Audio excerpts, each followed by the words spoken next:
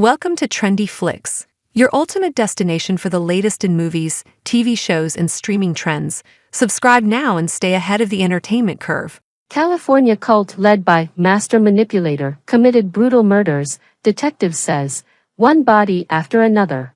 The case of Gerald Cruz and The Cause is being explored in an episode of The Real Murders on Elm Street. Detective Gary Deckard and his team walked into a real-life nightmare on Elm Street. Shortly after midnight on May 21, 1990, police entered a house at 5223 Elm Street in Salida, a small farming town in California. Inside were the bodies of Dennis Caldwell, Darlene, Emmy, Paris, Franklin Raper, and Richard Ritchie. All the victims suffered blunt force trauma and multiple stab wounds. Paris had been nearly decapitated. When I got to the crime scene, we had two deputies who responded to the first 911 call. Deckard, the lead investigator, told Fox News Digital. All these deputies were spooked by what they saw.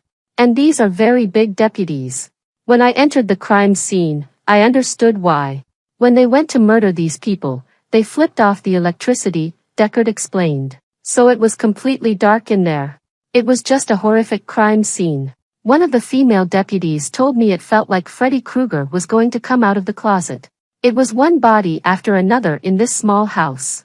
The quadruple homicide is being explored on Investigation Discovery's true crime series, The Real Murders on Elm Street. It explores chilling cases across the country that all took place on Elm Street. It features interviews with loved ones and investigators, among others. People have always wanted to know why anyone would go to a house and savagely kill people, said Deckard. Was this the act of an individual or a leader of a group? The police would soon get their answer. There was one survivor, a woman named Donna, who managed to escape the attack. She described how the murders were committed by several people who had been dressed in camouflage and wore masks. I tried to get as much information out of her as possible, said Deckard. What I learned was that Donna arrived at the house. She had nowhere to go that particular night. She arrived with another individual who ended up being one of the victims. She was in one of the bedrooms when the murders started taking place. One of the suspects had taken off his mask. That allowed Donna to see his face. As everybody was being murdered, Donna ran to the garage, Deckard continued. There were no lights inside, but she found a pile of clothes. She hid underneath the clothes and the suspects didn't see her. When she had a chance, she ran down Elm Street and knocked on people's doors, hoping somebody would hear her screams. Someone finally did. That's how the 911 call came in. Many in town gathered outside the crime scene.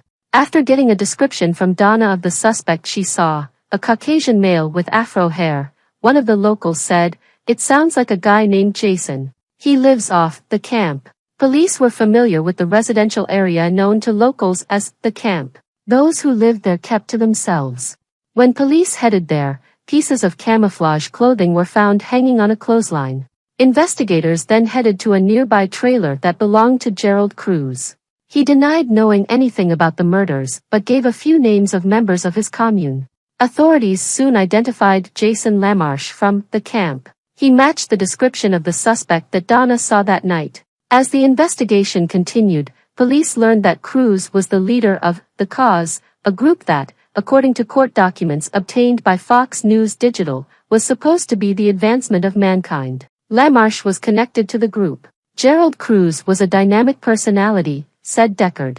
He would take people off the street, those who were maybe unemployed, didn't have any money. He would then become like their father, promising that he would provide